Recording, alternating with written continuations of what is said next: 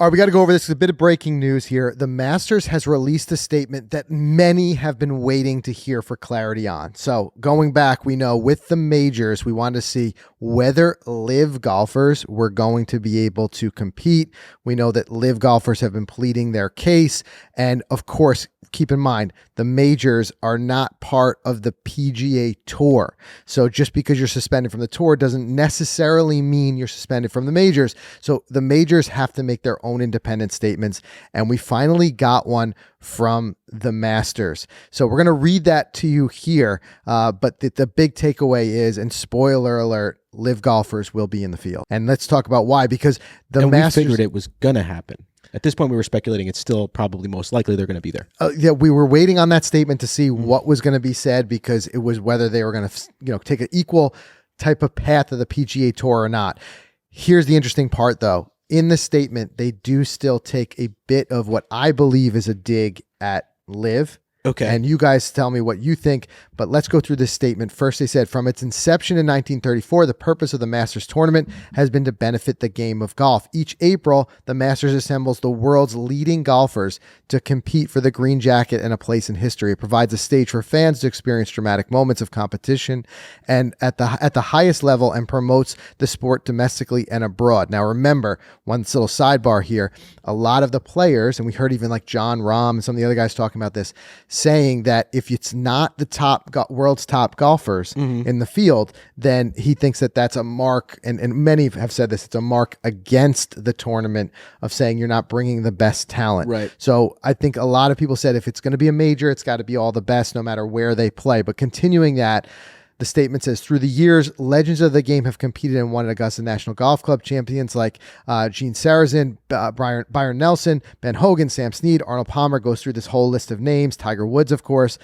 They inspired some to follow in their footsteps, and so many others to play and enjoy the game. They have supported the sport, and thus all who benefit from it. They have shown respect for those who came before them and blaze a trail for future generations. Golf is better because of them. But here's the next paragraph where I feel like it might be a little bit of the dig at LIV. They said, regrettably, recent actions have divided men's professional golf by diminishing the virtues of the game and the meaningful legacies of those who built it. Although we are disappointed in these developments, our focus is to honor the tradition of bringing together a preeminent field of golfers this coming April. Right? So now he could, depending on how you read this, you could say the actions could have been taken in the fighting that was going on both sides between the PGA Tour and LIV. Right.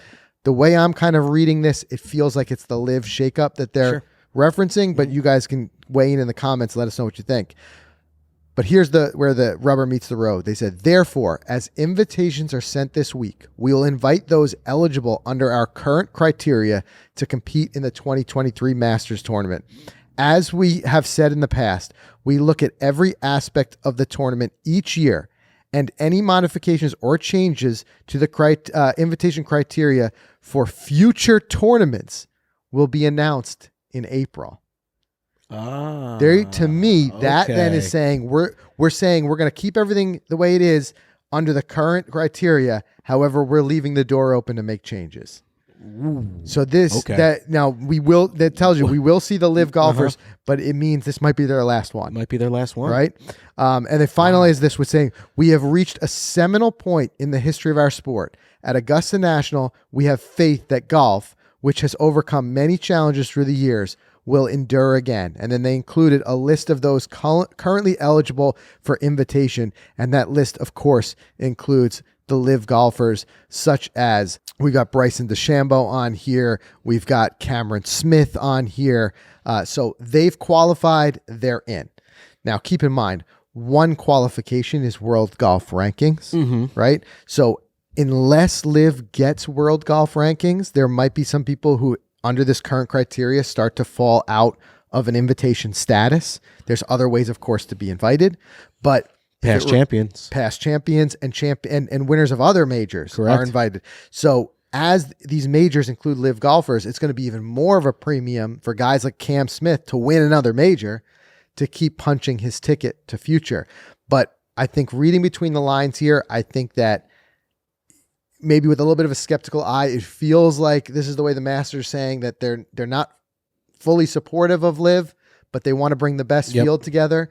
But what raises the most questions for me was that statement of saying like, we're leaving the door open. They said, as we have said in the past, we look at every aspect of the tournament each year, and any modifications or changes to the invitation criteria for future tournaments will be announced in April. So look for a field that has all the names in it, but also, to me, it means look for a big announcement in April. Huge announcement. And do you think this means that all 4 majors this year will probably be the same?